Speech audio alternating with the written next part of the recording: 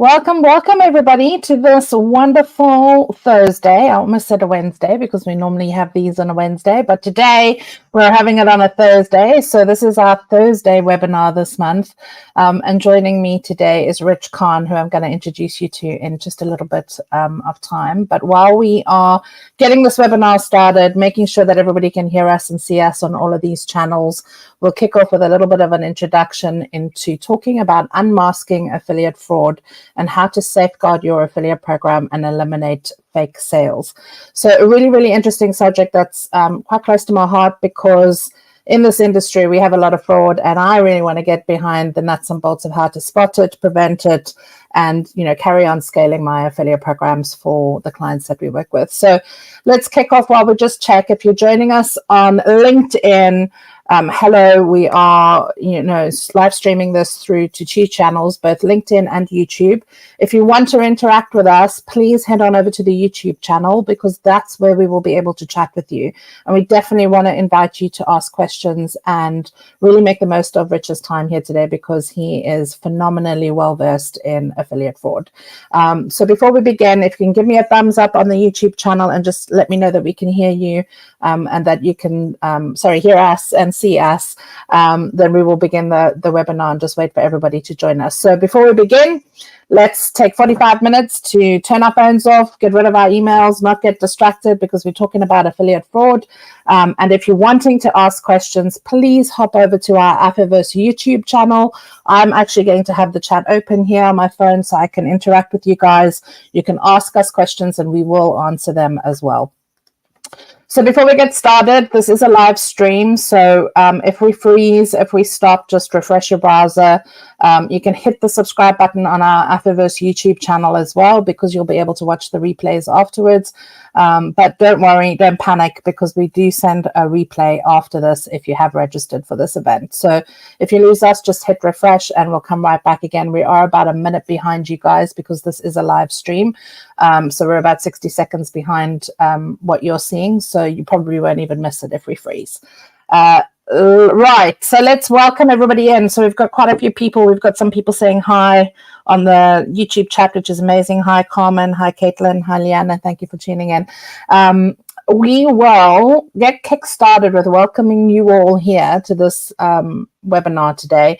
Now, I know the picture on the right seems to show a very relaxed affiliate manager, but if you've had to deal with fraud, believe me, you're not that relaxed. So this is all about affiliate managers who've got big targets, who want to scale, who don't want to be victims of incessant fraud, which is something that we all have to be dealing with in this industry. But we're going to tell you today how you can get around that, how you can spot it, and some of the tools that you can use to actually prevent it. So when you're scaling really big affiliate programs or when you're trying to scale a program from kind of zero to hero, sometimes fraud is something that you have to deal with because you're in the business of accepting all the traffic. But we're going to talk you through some of the things that you can look out for, some of the things that will alert you to when fraud is happening. And we definitely want to say, welcome, and you're in the right place if this is something that you're currently having to deal with today. So tell us a little bit about yourselves before we get into the thick of it and before I actually introduce Rich to you on my screen and give him 5 minutes to talk. We definitely want to be hearing from you guys. We want to be understanding what's happening in your world, what kind of fraud you've experienced, and we'll probably give you some advice on how to deal with that as well. The other thing that I wanted to say is if you are joining us, ask questions on the YouTube channel because that's where we'll be able to connect with you. So welcome to the webinar. We're really excited to be with you. I'm going to tell you very briefly a little bit about who I am. So my name is Leanne Johnston. I'm the founder of Afterverse. I've been in the affiliate marketing industry for 25 years, but this webinar isn't about me. It's actually about Rich. So if you want to find out more about me, you can check me out later. But without any further ado, I want to welcome the man on the screen, Rich Khan, who's the founder of Enuro.io.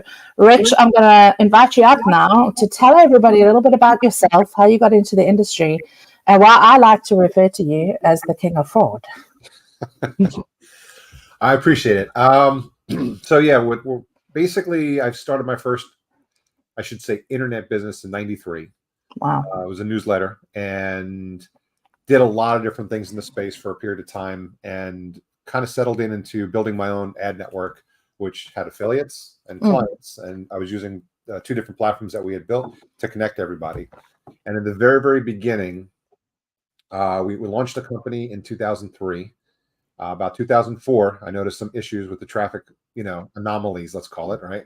And I knew what it was. I had fought fraud before in my past, some other companies I was working on, and I knew what it looked like. And I'm like, you know what? I don't want to solve fraud. I just want to be the guy that's going to build my network. I'm just going to go find another solution, bolt it onto my platform, and go about my day. Because to me, that's the perfect product for what I needed. Mm. But in 2004 and 5, as I was looking, nothing existed. In fact, the first commercially available fraud solution didn't come out until like 2008-9 era. Wow. So I'm a developer. I've been writing code since I'm 8 or 9 years old. I actually wrote my first game when I was 9, got published when I was 12. So I was one of those guys. Coding just came easy to me. So I'm like, you know what? I can solve this problem. So I wrote code, solved the problem. First iteration of the code was under 100 lines of code. Piece of cake, simple. And it squashed the fraud and did a great job until it didn't. And then I realized, fraud is going to continue to evolve. So I had to continue evolving the platform.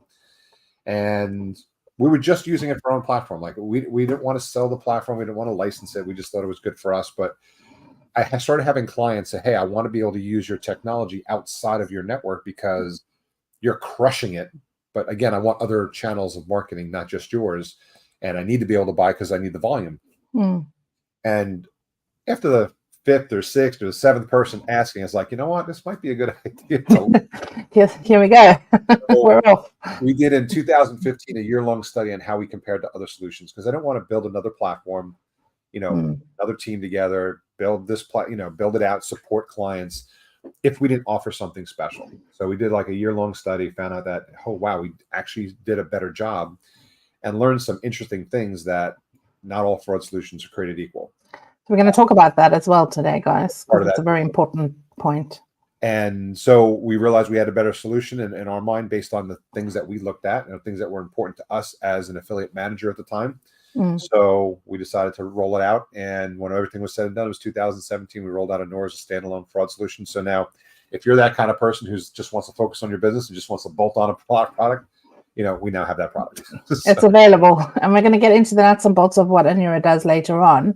Yep. But I think the key thing here that strikes a chord with me is that this is a product built by a practitioner that knows how to run an affiliate program. So, often you find products that are great, but they're designed by developers and not actually by the practitioners. And then there's always a disconnect between how the affiliate manager wants to actually implement and use that product in the day-to-day of the running of the program versus what the product's actually capable of giving and delivering. And so there's always iterations that need to happen because everybody takes a baseline product that solves a problem and then needs to customize it for the things that they potentially need in the vertical that they're in. So we'll talk a little bit about why Anura is such a powerful fraud detection tool.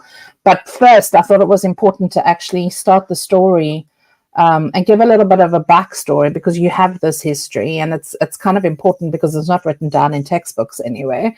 But why does the affiliate marketing industry actually have so much fraud? Like, tell us where it's coming from and why it's currently happening. Because in any other industry, fraud is kind of different to what we say fraud is, and we're going to talk about all the different types of fraud that is available in our industry as well. But first of all, let's set the scene for everybody listening here in terms of why they need to be aware of fraud and why it actually does have to be at the forefront of their minds, especially when they're trying to scale their programs. So look at it this way, like in 31 years of the internet, I've come up with early on in my career 2 truths of the internet. People don't read, they skim and scan. Right. Mm-hmm. And then, of course, if you find something, if they catch their attention with a title, then they'll read. But for the most part, people you send them a document that you spent weeks working on and curating and editing, and they're done with it in 30 seconds, right? They're not actually reading the full thing, but they're skimming and getting the major points out of it. And then if there's some interest, they'll do some more reading. So people don't read, they skim and scan. Number 2 is if you pay somebody to do something on the internet, the cheaters are going to find a way to cheat the system. So the fraud we're talking about is affiliate-based fraud. You're paying your affiliates to drive traffic, to drive sales, to drive some action. And think of it this way, you got to look at an unscrupulous character to begin with, right? Because if you're a real player and everything else, you want to do things right. You want a long-term business. You're trying to build success and everything else. We're not talking about those people. We're talking about the people that are trying to skim your system. And what they do is they send traffic to you and they realize, oh, wow, I'm getting paid. I'm making money. Now, what if I doubled my traffic, tripled my traffic? Now, maybe they start off by buying cheap traffic. We all know cheap traffic has is garbage, right? Yeah. If I cheap traffic and it's like, oh, you're still paying me for this. Well, what if I did this? And what if I did, like, how far can I go before you slap my hand and say, sorry, I'm not paying you for that? And if you don't have any protection in place, they can push it pretty far. This is why the affiliate industry has an average fraud rate of 45%. Which is incredible. Okay. Like, first of all, it's incredible because, and the reason why is also because of legacy platforms, I think, as well. So you've been in the industry 30 years. I've been in the industry 25 years. Where we came from to where we are right now has just been a series of like iterations on iterations. And what happens when you stick a whole bunch of plasters on a saw, instead of actually fixing the saw, the plasters eventually fall off. And so you've got all of these layers of tech that are speaking to each other, and the delay in time when all of them do, because not everything is in real time 100% right now, unless you're on the blockchain. There is loopholes, like there are unexpected loopholes that happen that enable people to push the needle a little bit and see how far they can get away with it. So 45%, if you could take right now, anybody listening in, so Carmen's got a couple of questions, which we'll get to in a minute. And if you have questions, pop them into the YouTube channel. But if you could say 45% of the money that you're currently paying out and what you think is good traffic, like what would you do with that money? And that's a big question that I want you guys to kind of ponder on while we're talking through and dissecting and giving you the insights on what to look out for in fraud. So we've got this. Instead of just saving that 45%, what if you invested that 45% in the 55% that's good traffic? How much faster would your company grow if that half a budget that's not performing was now performing? And without fraud. Well, exactly. I mean, you can never cut fraud 100%, I think, but you can probably get it down to like 95 instead of out of 100, or maybe even closer. I don't know. Maybe under 1% with most of our clients is that's wow. our goal. But you got to understand, while no fraud solution is 100% effective, like that's what we can identify. Because somebody always asks, well, how much fraud are you missing? I don't know. If I knew I was missing it and I can identify it, then I can block it. So that's true. But we have a way of doing that. Let's a little further down the slide. Yeah. So let's actually talk a little bit about, because I think we come on to it in a minute. Like we talk about what is fraud. Let's actually dissect it here, and we've got a little bit of images to talk through some of the types of fraud that you commonly deal with in your day-to-day life as part of the founder of Neuro. So what's the most common fraud? What's the more sophisticated stuff that we need to be looking out for? So let's just define fraud initially, right? So when we're talking about fraud, because when I started doing SEO for my website and I started, hey, we're gonna tap the word fraud, marriage fraud, identity fraud, real estate fraud. Like there is so much fraud in the world. Like you have to define it. So for us, we call it ad fraud. So anytime you're doing some type of advertising, and an affiliate is you're paying them to drive traffic or actions to your site, right? Yeah. There's three basic vehicles that are used to create fraud. You're either using bots, which is the common word everybody knows, malware, right, running on your local machine, injecting all kinds of ad units and different stuff in different places, and human fraud farms. They used to be called click farms, but they do so much more than just clicking on ads now. So we just call them human fraud farms. So they're humans behind key systems that are designed to hide themselves, usually overseas, but they make it look like they're coming from the US or the UK or wherever your campaigns are running, so they can spoof their identity and IPs and stuff like that. So that's what fraud we're looking at. When you're looking at fraud, it's hard to say what's the most common, because it could be lead fraud, e-commerce fraud. It could be, somebody's doing email submits. That's kind of like a lead form. It could be you're paying someone just to drive traffic to your site because you pay $2 a click on Google, and you could pay an affiliate, 10 cents. Yeah. As you're doing all these different things, it depends what your actions are, but almost everything you're doing to buy traffic or to pay an affiliate to drive traffic or sales or leads to your site, there's a really easy way to to commit fraud. So let's look at an advanced way. Probably one of the most advanced ways of fraud, and I'll stick with lead gen because that's kind of that first icon you have up there. It's like generation, right? This one here. So hopefully we don't have any fraudsters on the line here right now, because probably not. We've probably got genuine affiliate managers who are looking to stamp it out. Perfect. So here's how easy it is. If your moral compass doesn't point north, it's how easy it is to commit fraud. So I sign up with, let's say Leanne sends me an affiliate link here, Drive, and we're just going to use lead gen because, again, that's the one that's up there. Drive, every time you send me a lead, I'm going to pay you $10, 15, whatever it is, right? So I get that URL, that's the affiliate link, so it tracks all my stuff. I give it to a human fraud farm, which, by the way, I can license for like $9 an hour. Wow. I go and I buy the more advanced ones are buying aged leads. Yeah. And so I buy aged leads at pennies on the dollar. I give that list of the data to them, and I tell them, go to this link, fill out the form by hand using this information, and hit submit. So when it comes through, if you're recording the screen, checking transactions, doing data lookups, it passes the test. Within seconds, it goes to your call center, your client's call center. They pick up the phone and start calling. Well, first off, people aren't answering the phone because they're not expecting your call. So now you're racking up your call center resources. If you do get them on the line, they're going to swear up and down they didn't fill out a form, and they're right. Or they're going to tell you that I did fill out a form, and you're not even knowing that it was filled out months ago. Yeah. But again, aged lead converts at a far smaller point than a fresh lead that's generated today. So what all they're doing in that case is recycling an old lead, which you don't have consent for, and there's a lot of other stuff that gets involved with that. But here they just generated a lead. Now the question is, let's go back to the example. So a human fraud farm costs $9 an hour. Those leads you bought were pennies on a dollar. How many leads can one person fill out in an hour? I don't know, maybe 20. Yeah, maybe 20. So let's say we're making $10 leads. So I just made $200, cost me $9 plus some leads, and I made a good ROI. Now imagine if I had that person working 8 hours a day, or if I had a team of them working 8 hours a day. How much fraud can I commit and you won't catch it?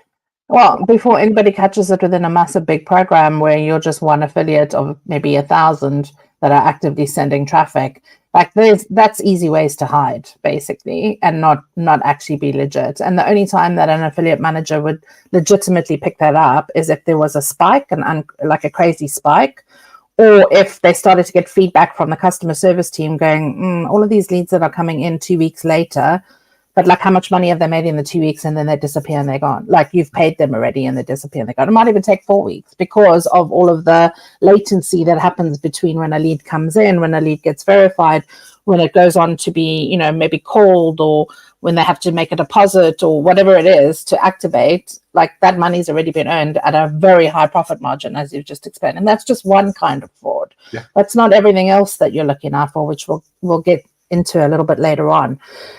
Now, you mentioned that roughly for you, as far as you can see across all the data that you look at and all the different clients that you're working with, there's roughly about 45% of the traffic that you think you're bringing in at a really reasonable commercial rate for your business could actually just be fraudulent. And you actually touched on that as well, the knock-on effect on all of the other departments. So you've got the customer service team that's going to have a whole bunch of work to do to validate and strip out these leads, these inactive leads. You've got the cost of processing the leads that are coming in, because obviously if you're validating data, doing ID checks, depending on what industry you're in, you've got the kind of costs of the tools that have to do the volume of leads that are coming in. So it's not just in the affiliate team that you need to be worrying about fraud, because when that fraud comes in, it impacts other departments in your business as well, and the resource and costs and the impact on your profit margin. Because every affiliate manager, their task is to bring in new sales, to bring in new partners, to bring in new sales.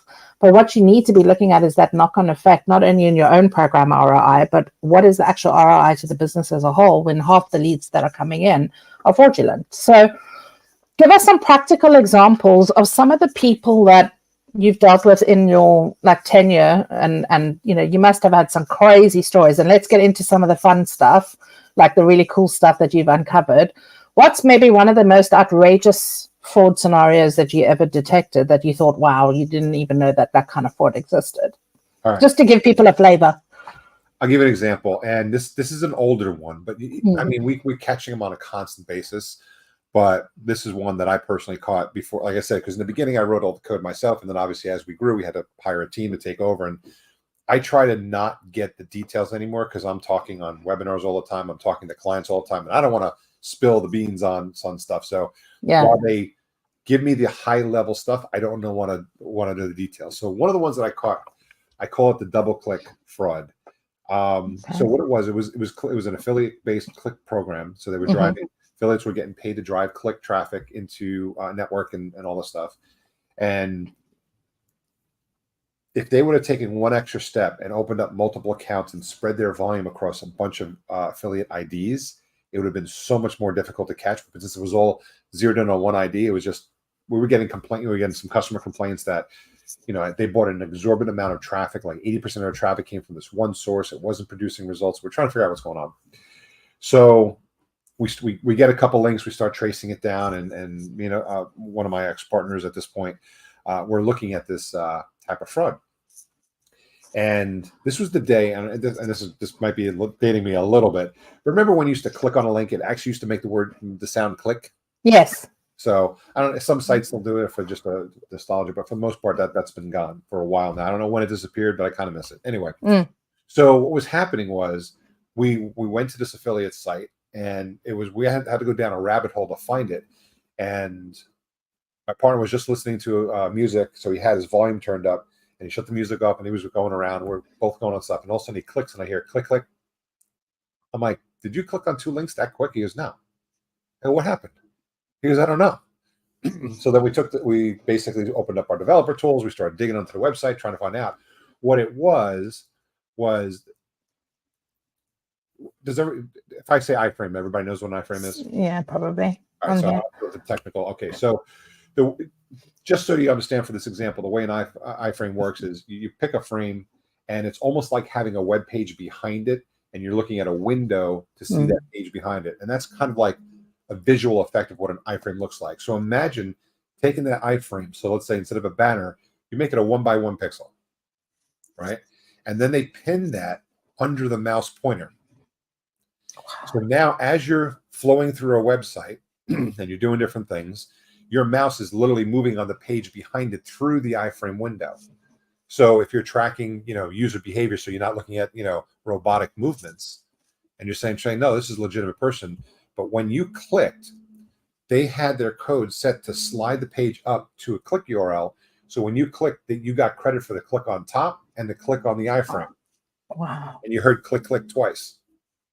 So a click took place behind the scene. The page went to the advertiser, but the person never saw the advertising's web page. So there was never any performance there.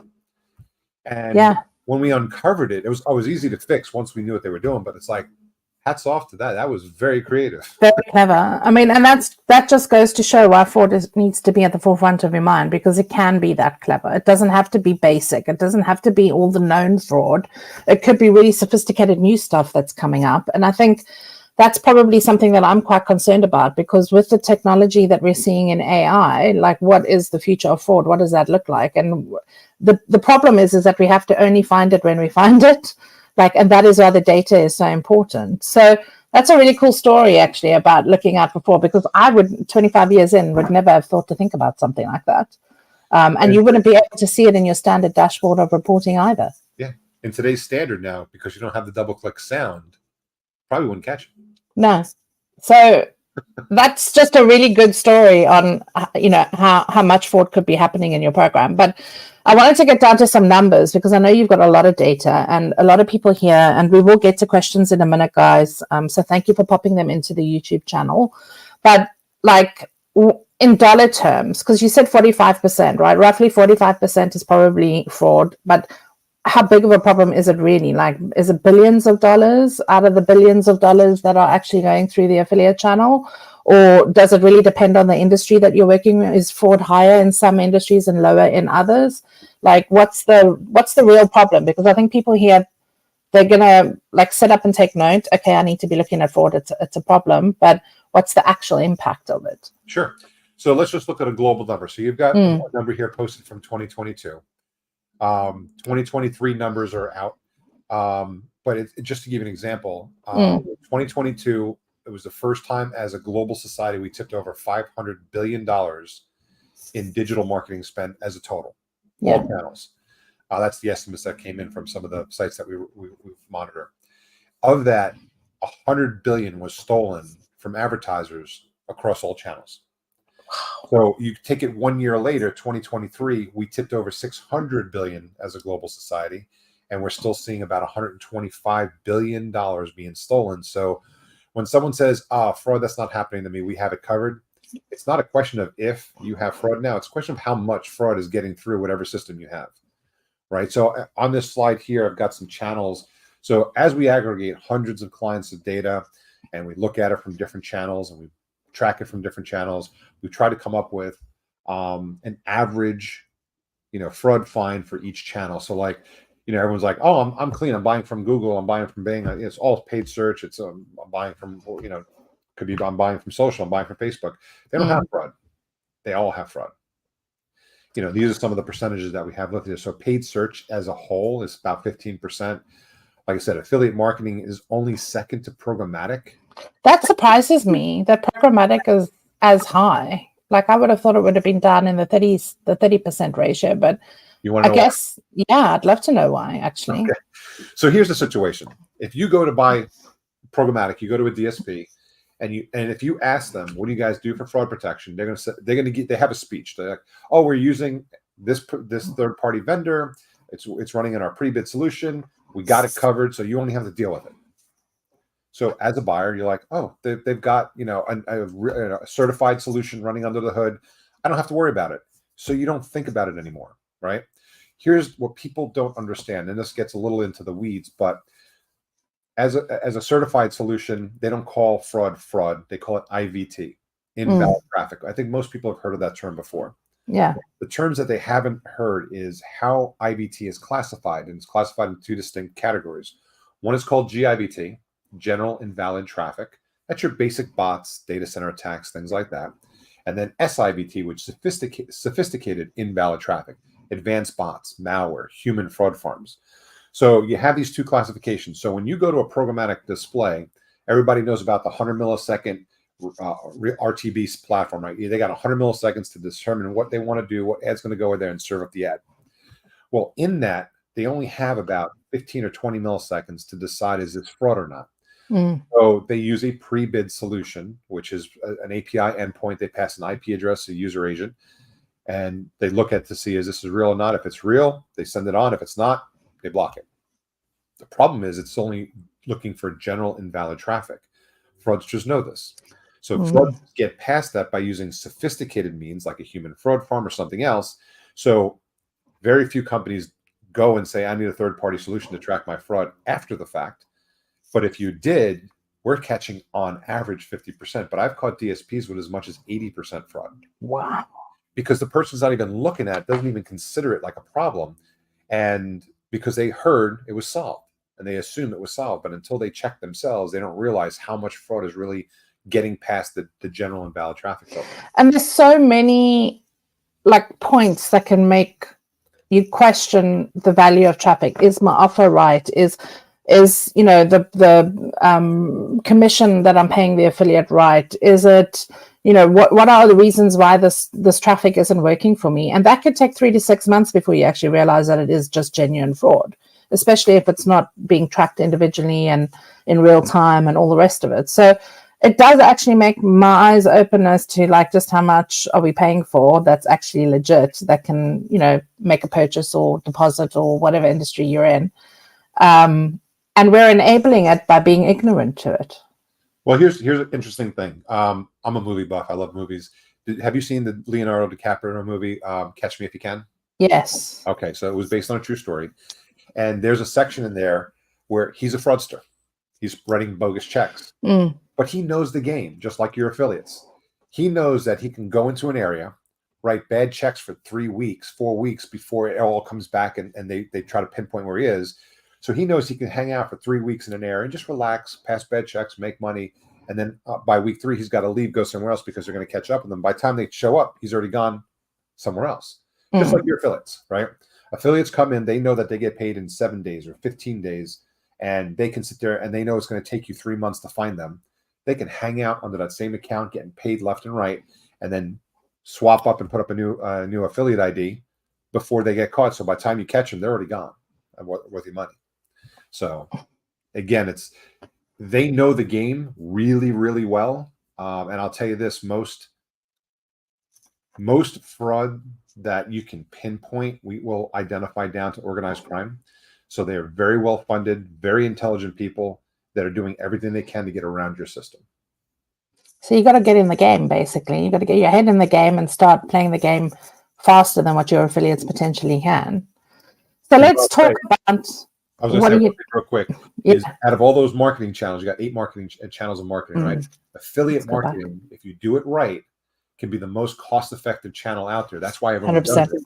But you have to be diligent on your fraud cleaning process, on how you handle fraud. Well, the other thing is that it's also the most competitive right now. So people are swapping budgets from programmatic, from email into affiliate because it is pay on performance. So it's 30 days delayed. Some programs even pay 60 or 90 days delayed. So before you even starting to look at fraud, like you could actually, shorten those time periods, catch it faster, and actually be spending that money more efficiently because it is it is after the fact. So if you're thinking about maybe changing the dynamics of where you're spending your money, like have a look at the screen right now and consider how much are you spending in paid, how much are you spending in social. I mean, the social number is quite interesting too, to be honest. The paid social, the 10% is fraud, because that can also be split over multiple different channels. So how do you track all of that when you've got TikTok, Facebook, everything else, all the other channels that you could be spending in? So it does become complex. It gets crazy. So let's talk a little bit about thoroughness, because we did talk about the fact that all fraud tools aren't the same. And I want to get into a little bit about what you guys do at Enuro, why it's so different, and how you can get customers down from like 45% fraud down to almost 1 to 5% that's being kind of, maybe left on the table. Sure. So let's talk a little bit about like, what should we look out for? So, what do you want to be looking at when you're aware of the fact that there is fraud, and how do you kind of make sure that you're working with the right tools to make sure that you're catching it and bringing that down? Yeah, so let's talk about. I talk to different companies. I've probably done over 1,000 demos of our product myself personally. So I want to know, and I still do them today because I still want to know. I'll do like 1 or 2 a week just to keep it in the beat of what's happening. And a lot of times I hear people like, yeah, no, we do this, we watch the time to click. I'm like, yeah, this is all like 1990s, stuff you should be looking at. It's helpful because if you're catching anything, it's definitely something you want to block. But what about the more advanced stuff? So remember we talked about GIVT versus SIVT, right? So a lot of companies do both, but many companies out in the market just do a GIVT filter. Hey, just send me the IP address. Let me give you a beat on what's going on. So, okay, let me explain how that looks. So let's say you're at a Starbucks. You're on a shared IP address with hundreds of people walking through that store every day. So hundreds of people using that IP address. And you walk into the coffee shop because you want to hide yourself, right? You jump on their network to go do some affiliate fraud. And this way, so when they check your IP address, oh, it's a legitimate IP address. It belongs to a Starbucks. Let's say they got the user agent pass. Hey, it looks like it's coming from an iPhone 15. Looks pretty good. So you look at the data and you say, no, this is legitimate traffic. I'm going to pass it. That's the GIVT test, right? The SIVT test, and I'm not sure how everybody else does it, but how we do it is we collect over 800 data points on the user's environment that they're using to connect to your web asset, and look at that data. We know how it's supposed to look, how it's supposed to interact with each other, so we can come up with a definitive answer. But I'll give you one example. So let's say that same person came in. We understood that iPhone 15 didn't have a touchscreen. Would you think twice about that connection? Now, it doesn't mean it's definitively fraud, but it definitely says, hey, looks like there's a spoofing attack going on. So maybe I went with my laptop into Starbucks to hijack their IP address to commit fraud. But I don't want it to look like it's coming from my Mac laptop, every connection. So I have a piece of software that rotates who I am. Okay, right now I'm an iPhone 15. Next time I'm an Android. Next thing I'm a Windows machine, and it just keeps changing it so it doesn't look like the same person over and over again. And how many people are looking at that level? And that's just one data point, right? That's the level. So you're talking about thoroughness. So in 2015, when we did that test to a year-end study of ad fraud, which we still have that white paper posted on our site, we wanted to understand what makes the difference between us and other companies. Does it make sense for us to move forward as our own company? And I tell everybody the same thing, and this is a big problem in the space. We buy software today on the sole purpose of trusting in what it's supposed to do. Yeah. Leanne, do you use Excel? I do. Okay, so you take a bunch of information, you plug it into the system, and when it spits out a number, you're going to make a business decision based on that. 100%. Okay. When was the last time you checked to make sure it was adding up the columns correctly? Never. Okay. To be honest. So we live in a society where we buy software and we just trust it does what it's supposed to. But the ad fraud space is not like that. Look at affiliate platforms, right? You have an affiliate platform. It's supposed to track the whatchamacallit, the payouts to the affiliates and how much you're charging your clients. If that software was wrong, nobody would use it. It is often Okay. sometimes. So people would migrate off of that once they realize, okay, Yeah. this is screwing my business because it looks like I'm making money, but the bank's not showing it. Something's going on here. The same thing here. So what we found is that the average fraud solution in the marketplace is not only missing a lot of fraud, but at the same token, they're mismarking real people as fraudulent at a tune of 15% on average. So that means they're actually hurting your business. They're actually blocking real converting traffic. So what happens if you were to block 15% of the traffic by mistake from one of your affiliates, and your affiliate comes and says, hey, why are you blocking my traffic? You say, well, my fraud solution says I got to block you. Meanwhile, it's real traffic. What does the affiliate do? They go somewhere else. So now you're losing. And they take all their business with them. Yeah, because your data isn't correct. I just want to get to Carmen's question because she's been waiting very patiently. So thank you, Carmen, for dropping that question into YouTube. And if anybody else has questions, just drop it into the YouTube channel because that's where we're taking questions today. She says, hi, I'm Carmen. I'm an affiliate manager currently managing affiliate programs in the e-commerce and SaaS space. A struggle of mine is automation in fraud prevention. Thanks. So I guess, have you got any tips for Carmen on how she can maybe identify fraud a little bit more quicker without necessarily having the budget to implement automation or have automation features? Are there any like quick checks that you can, or quick tips that you can give her? Yeah, I mean, at the end of the day, you got to follow the money. If you don't have the budget yet to put a tool in like us or something like that, you have to just follow the money and keep tabs on it. But it starts with bringing on the affiliate. Yeah. Have you vetted out that affiliate? It helps. So let's get into that because I mean you touched briefly on 800 data points, and I wanted to talk about false positives, which you've just explained, which is where potentially 15% of the traffic that's coming could actually be negated out, and that's money lost for your business. But like, how do you ask about that? Like when you're looking at a tool, to implement on your fraud, do you have to specifically ask them and say, do you have a mechanism to track false positives? When you're looking at a tool, like you're looking at a third-party tool, know that the average solution out there has a 15% false positive rate. They're not going to quote that. Okay. So nobody cares more about your business than you. So run a test. Most of the solutions out in the marketplace, including us, offer some type of free trial. And we actually wrote an ebook on how to test a fraud solution. Okay. Because we're so confident in our ability to beat the other solutions in the marketplace. We want you, if not beg you, to try another solution so you know we're the right one. And what it is, again, I'll go back to lead gen just because it's a simple one. It's one of the examples that we have in our book, our ebook. And it's take 2, 3, 4 solutions that you're comparing against. Let them score the traffic all the same way. So a lead comes in, somebody fills out the form, they hit submit, have all 4 systems score that lead as good or bad, or whatever their scoring mechanism is. Then let it go to the call center, get the verified human data. Okay, so we come back and says, okay, this particular lead, I called up, let's say it's car insurance, right? Person said, yep, I filled out your form. I'm interested in saving money on my car insurance. What do you got? Great. That was a good lead. Did any of the solutions say it was bad? Okay, so you literally have to A/B test and see who's giving you the most. The best way to do it. Like for us, again, because it's us, and here's where false positives come from, because people always ask, well, I don't understand. Isn't it like Excel? Isn't it just all does the same thing? And no, it's not a simple thing like that. So here's what happens. Most fraud solutions report a scoring mechanism, a numerical scoring system from 0 to 100. And I've read many of their integration guides because they're publicly available. And they'll tell you that score is either a confidence score of fraud or a probability score of fraud. And they'll tell you once it hits 65 or 70, whatever their number is, go ahead and block it because we're confident that it's fraud. Which, if you really understand, it says we're 70% confident that it's fraud, or it's 70% probable to be fraud. What about the other 30%? It's probable real.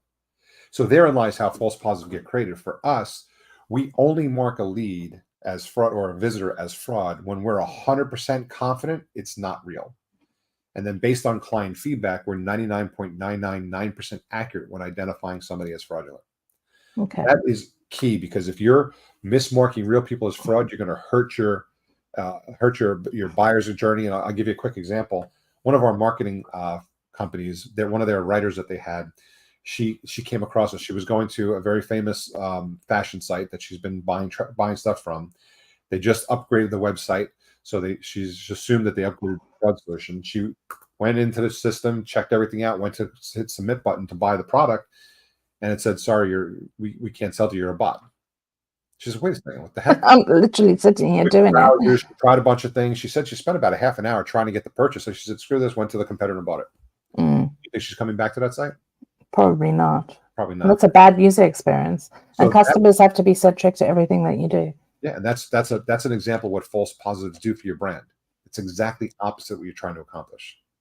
So the moral of the story is test. A/B test, get all the free trials, test and see what works for your business and what the risk profiling is. Yeah. Okay, so we've spoken about GIVT and SIVT, so I'm going to skip that because what I really want to do is talk about what does Anura do. I was just going to go back one second. Okay, should I go back? One thing, when you guys are looking at fraud solutions, just so you guys know, and this is going to be a confusing market because there's like 80 to 100 different companies out in the marketplace. Of course. Detection. About 10 years ago, the MRC came, MRC, which is the Media Rating Council, and IAB, which is the Internet Advertising Bureau, everybody's familiar with them, came up with a set of standards and said, "This, if you're going to be a fraud solution, this is the standards that you should follow," and they upgrade it every quarter as fraud evolves. Then you have companies like myself. If I want to, I can get certified by a third-party auditor that I'm following those standards. So which is interesting, only 8 companies right now are certified to be following those standards. And the 2 organizations that do it is either the MRC or TAG, which is a Trustworthy and Accountability Group. So when you're looking for a fraud solution, to try to help you identify one quickly, focus on ones that are at least TAG certified against fraud or MRC accredited against fraud, because that'll narrow your search down to 8. At least you know they're following the basic set of standards that the industry has set. That's the important thing. Which is important. Yeah, absolutely. Guys, if you've got questions, Eleanor, I've just seen your question and I will come to that in just a little bit. But if you have questions, please pop them into the YouTube channel because I know Rich will be very happy to answer them. I'm putting you on the spot there, Rich. But I love it. What I wanted to do was just quickly go over how does Anura operate, just so that everybody can understand like what you actually look for, whether it's just affiliate traffic or if you can use it across media, across social, wherever it is that you can kind of, implement the fraud tracking solution or the fraud prevention solution. So can you just quickly talk us through what Anura does? And then we'll get into some suggestions and recommendations as well, because people have come here to learn from us and not just hear about the sales talk. So tell us a little bit about what it does. All right. So this is confusing. It looks crazy because we do so much, but at the heart of what we do is we're a visitor firewall. Okay. We can tell you in real time if the visitor is real or if it's a bot, malware, or human fraud farm, right? And based on that, we have 4 types of general integrations. We have Anura Script, Anura Direct. Anura Direct is our GIVT filter. Anura Script is our sophisticated and valid traffic filter. And then we have Search and Social Protect, which really, if you're buying from Google, Facebook, and TikTok and all those guys, we have special integrations for that. We have Ad Tag Protect. So if you're like in the space where you're taking tags and putting them on your site and you want to protect those tags, we have a special integration for that. But really, at the end of the day, if somebody says, "I'm doing this and I want to make sure the person is real," we can do it. It's just a matter of how we fit in, and our team will actually, write the code, help you deploy, double check to make sure it's deployed correctly and doing what it's supposed to do, and then keep tabs on it for you. Okay. So you can find out more about Anura on their website, anura.com. And they have loads and loads and loads of really great resources. You can also find out a little bit about Anura on Avaverse's site because they also publish a lot of their information onto our site too. So we'll link all of this in the replay on the website as well, and you can find all of it at your leisure. So let's kind of talk about steps to overcome, because we're coming to the end of the webinar now. We've spoken about how to identify it, what fraud looks like, the impact of what fraud is on your affiliate program. But let's give people some quick checkpoints that they should be looking at if they're maybe a little bit newer into the industry and didn't even know that fraud kind of exists. What are some of the checkpoints that you want to give people as pieces of advice to get to if they can't necessarily implement a fraud tool right now, which they really should, considering the numbers that we've shared here today? But give us some like basic tips that they can just go away and implement to just start to look under the bonnet and see, where can we actually limit the fraud coming in? Well, it starts with onboarding the affiliate. So you need to know who your affiliate is. So like here you have check your social media connections. So on one of your podcasts, we were talking to somebody and they had a great recommendation. Like, this person's been in the space, and I wish I remember the name. I'm bad with names, but she's been in the space for like 10 or 15 years, 20 years, something like that. So when an affiliate comes in, she goes to their LinkedIn profile and says, well, how many shared connections do I have? Yeah. And if there's no shared connections, they're probably not well known in the space. Yeah. So it's an easy check to say, do they know? And if they know a bunch of people, reach out to some of the people that you're personally connected with and say, hey, do you vouch for this person? Are you working with this person? See what they get. And you'll be surprised. Just because they're connected doesn't necessarily mean they're good. I've done this. I've done this just historically myself a bunch of times, or 9 times out of 10, if I'm about to work with a new vendor, a new person, I quickly check to see who we're mutually connected with. I'll pick 1 or 2 people that I'm really close with and just, hey, what's your take on this individual? And that little check right there goes a long way, because if they're in the space connected with a ton of people, but they really do bad things, and you can pick up on that with a few emails, this is going to save you headaches, right? The next is taking a look at the data as if you onboard them and you start sending that traffic down to your clients. Don't send a ton of that traffic on a new person down to your clients right away, because if it's bad traffic, your client's going to shut off or have issues. Send a small amount of traffic. Talk to your client. How is this traffic performing for you? What's the back end data look like? And that's going to take time. Again, follow the money, see where that money leads, and use that to build up your confidence in that affiliate's traffic, right? Yeah. And one of the biggest things I always say is, we were doing this thing with, we would vet all of our affiliates through LinkedIn, and the picture popped up. So we want to make sure that they have a picture of themselves, that they're not, just quick profiles to put together. And this is a pretty sad story, but I don't know if you guys remember, but it was like 10 years ago, I want to say, there was a young girl doing a cyclist tour in Hawaii, and she fell off the mountain and died. Wow. And she was like 23 years old, like young girl. And so when the picture popped up and my affiliate manager was looking at it, he recognized the photo. He's like, wait a second, I know this picture. So he did a Google reverse lookup of the picture to find the article of the crash. He's like, I knew I recognized the picture. The affiliate had stolen their identity for LinkedIn purposes and posted it. So when you get the picture online, get your affiliates on a Zoom call or Teams 100%. call, and just go face to face. Make sure the faces match up. Make sure they're willing to share their camera. Make sure you feel good about the call after the fact. That's you really want to over vet your affiliates to be on the safe side, because it starts with them. This way, if you think about it, like, you're sometimes you're spending an enormous amount of money on fixed fee placements, and you're spending it with anonymous people that aren't, like, why would you give a stranger a whole bunch of money and expect them to deliver without actually vetting who they are first? So it's kind of like, business sense. And I know it sounds like common sense, but in the throes of, getting that dream affiliate that you've always wanted to bring into your program, your kind of common sense sometimes goes out the window, and you just go, yes, I've got that deal. I'm going to close it now and bring that affiliate in. And when you skip these steps, that's when problems happen later on. So I guess the next 3 steps to overcome affiliate fraud, if you're not using a tool or automation, is sense check their traffic next. Yeah. Find a tool that you can use that, can use your data. Follow the money, because it's going to help you get a sense of the quality of that traffic as soon as possible. Yeah. And then I always tell affiliate managers, your second job is to be a private investigator and find out where that traffic is, find out where those partners have come from and how they are working, and if they're working with competitors, and then sense check the information to ask if it's fact or fiction. Because can you take everything that everybody tells you at face value on the internet? No, you can't. So those are 6 really good steps. But let's recap everything that we've spoken about. And then, Eleanor, we're going to come to your question. And if anybody else has questions, now's the time to pop them in, because we're coming to the end of this webinar. But I think to recap, you can scale your affiliate program without having to deal with fraud, because there are tools like Anura that are available. And you can find out more about Anura on their website. You do need to use simple steps and checks and be sensible about the partners that you're working with. You need to invest in stamping it out altogether, because as Rich said, up to 45% of the traffic that you're bringing into your program is potentially fraudulent. And I want you guys to think about, how would you use that 45% if you clawed it back? Like, where would you redeploy it and reinvest it in the partners that are sending you valuable traffic? Could you actually expand those relationships and grow your business faster? And then the most important thing is, pay for what you value and not the rest, which is going to be resent or arbitrage sold to you. And unfortunately, in our industry, we're in a place where not everything is operational in real time. There are latent periods, and so loopholes do exist.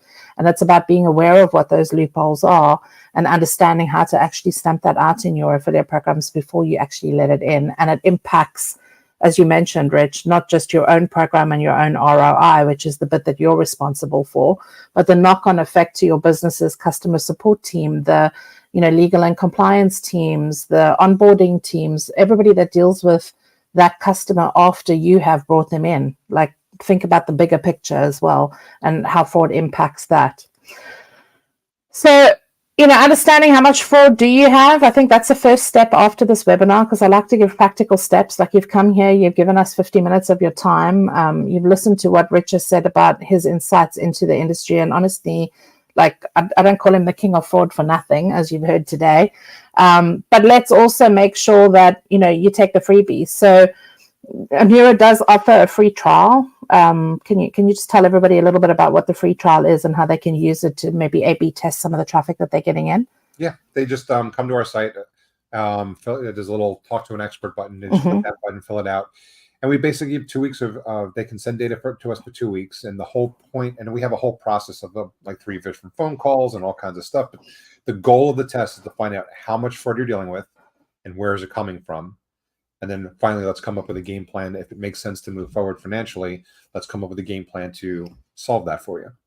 Well, I think in the first instance, taking the free trial is a no-brainer, because the first thing is it's going to show you just how much fraud you do potentially currently have. So it's going to alert you to what the problem, what the potential of the problem really is. And that then gives you the data to go and have those conversations with the C-level suite to say, if we want to scale and potentially we're looking at, this percentage of fraud, if we had to claw that money back and actually spend it on the partners where we know we're getting really good quality traffic, will this tool actually pay for itself? And I'm pretty sure 9 times out of 10 it would.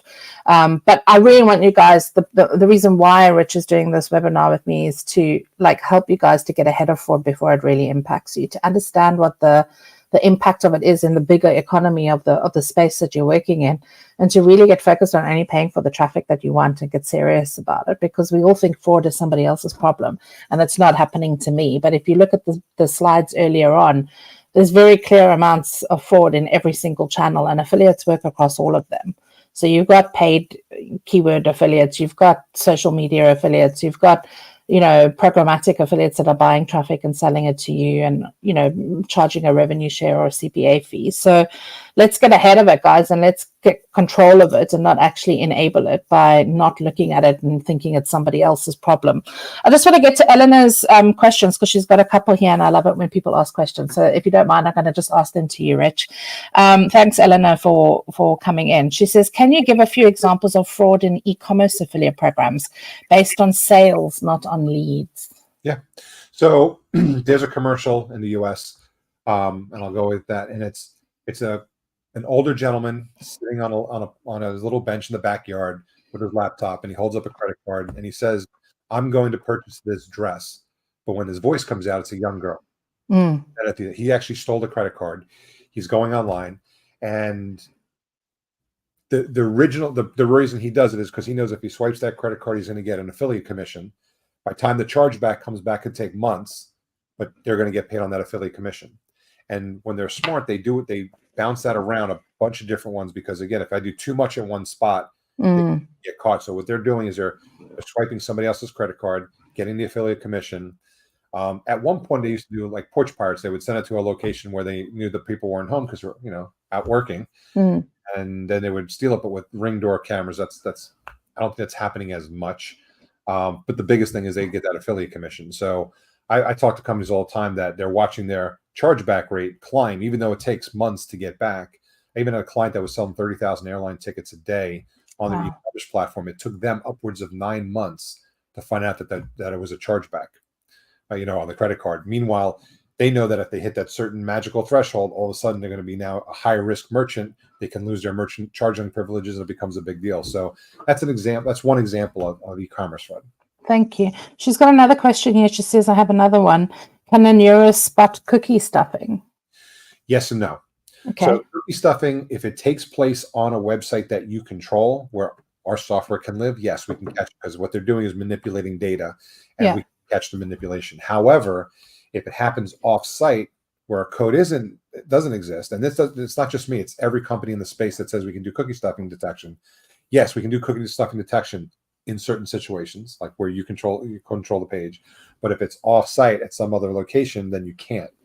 So it all depends. That's why it's a yes/no answer. It's a tough situation because, there was a very famous malware that Dell caught that was basically, and I forget what functionality it gave to the browser, but it was a browser extension, and it was injecting. So every time somebody went to Google and did a search for computers, laptops, hardware, and Dell comes up as a regular listing, they would alter that Dell listing to be an affiliate link. That was a style of cookie stuffing that couldn't be detected unless our software lived on Google's website. Wow. So that's why Google had to catch that. There's another thing, actually, sorry, before I let you go, she says, thank you for the answers. Thank you for putting them in, Eleanor. We really enjoy receiving them. But before I let you go, Rich, there's one question that I did want to bring up with you today, and this is timely based on the news that I've read this week. There's a lot of fraud happening with APAC networks, and I didn't want to touch on it too much, but a lot of companies are looking to actually get into the APAC market, and they're leveraging affiliate networks to help them do that because they don't have direct, relationships on the ground. So how does your tool work to actually eliminate fraud coming in from sub networks that you're working with instead of just your own traffic? Is there something that Anura can do to help with that? Yeah, because as the visitor leaves from those networks, we're able to track and pinpoint exactly where it came from. So we can decide, hey, this sub network that came to us has a 35% fraud rating. We can either block those visitors in real time and do something with that in real time, or you can use that as just a gauge to say, hey, talk to your sub affiliate and say, what's going on? I got 35% fraud coming in from your network. What are you doing to protect me from fraud? Because you're selling your traffic to me. You should be doing something to protect me. What are you doing? And right now I can see it's not enough, whatever you're doing. So it can be done. And like I said, we've been tracking with this tool and this data set, we've been tracking fraudulent activity across the entire globe for the last almost 20 years now. So we've seen, everyone always says, do you have to learn my traffic for a couple months? I'm like, no, there's nothing you're going to send me I haven't seen yet. Wow. However, as all that data collects and we start to identify new fraud threats that come out in small bits and change, we can fix and address that before it becomes a big issue. So. And that's ultimately the thing, guys, is that nobody's ever fully protected because new loopholes are being created all the time as new platforms come into play, as new traffic sources start. I mean, and this is a question just for me because I work across a number of different verticals, but what about chat? Because a lot of people are using Telegram now. Can you detect fraud that's coming in from chat, leads, or how does that work? It all depends on how we can get integrated into the ad unit itself. So with Telegram, I'd have to take a look at the integration. I have some people that are buying, let's say, from Facebook. Facebook's not going to let me integrate directly into Facebook, right? But traffic gets sent from Facebook to my customer to the website. Then we can build a communication to talk to Facebook and say, hey, here's a list of people that I don't want to work with. Stop showing my ad to them. And we can do stuff like that. Oh, that's interesting. But yeah, it just comes down to where can we get the software integrated? Because if I can integrate the software, we can do something. If I can't integrate the software, then there's not a whole lot I can do. Yeah. Okay, guys, we're going to wrap it up because we've taken way more of your time, but this was such an interesting subject. I also just very quickly want to ask you all to take a look at our Elevate Summit that's happening in London on the 16th and 17th of September, where you will get to meet people like Rich, who are OGs in our industry, who are coming there to teach you where performance and lead generation is going to collide in 2025, where fraud is going to become a much bigger issue and fraud management is going to become a much bigger issue. So come and join us. Go check it out on our website. And thank you so much for listening to us. And Rich, thank you so much for giving us your time today to really delve deep into a subject that most of us sort of ignore in the industry, but know that it's happening. But it's really opened my eyes into just how big this problem is. And I certainly, for one, I'm going to be signing up for the free trial to go and test some of my clients' traffic. But if you guys want the free trial, go to Anura, go check it out, sign up for the free trial, test your traffic for 2 weeks, and just get more aware of what might be happening in your program and where you can redistribute that money to better sources. So thank you so much. And to everybody that put questions in the chat, thank you so much for joining us today. Thank you for asking those questions, because without those questions, we don't all learn. And it's just been a pleasure to be here with you on this webinar. And thank you, Anura, for sponsoring and being here with us today. Appreciate it. Thank you.